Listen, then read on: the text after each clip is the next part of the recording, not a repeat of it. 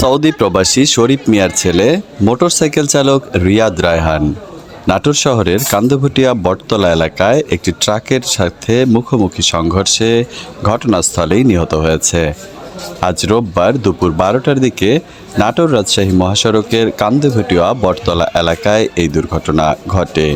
নিহত রিয়াদ রায়হান শহরের রামাইগাছি এলাকার সৌদি প্রবাসী শরীফ মিয়ার ছেলে।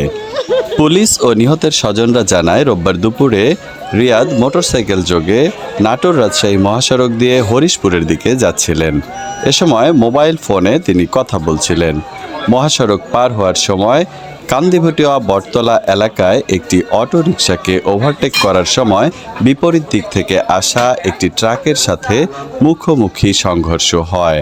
এতে ঘটনাস্থলেই মোটরসাইকেল চালকের মৃত্যু হয়। পরে পুলিশ ও ফায়ার সার্ভিস কর্মীরা খবর পেয়ে ঘটনাস্থলে পৌঁছে মরদেহ উদ্ধার করে নাটোর সদর হাসপাতাল মর্গে প্রেরণ করেন। নাটোর সদর থানার ভারপ্রাপ্ত কর্মকর্তা ওসি মিজানুর রহমান জানান, পুলিশ খবর পেয়ে ঘটনাস্থলে পৌঁছে মরদেহ উদ্ধার করে নাটোর সদর হাসপাতাল মর্গে পাঠিয়েছে। এ ঘটনায় আইনগত কার্যক্রম প্রক্রিয়াধীন রয়েছে বলেও তিনি জানান।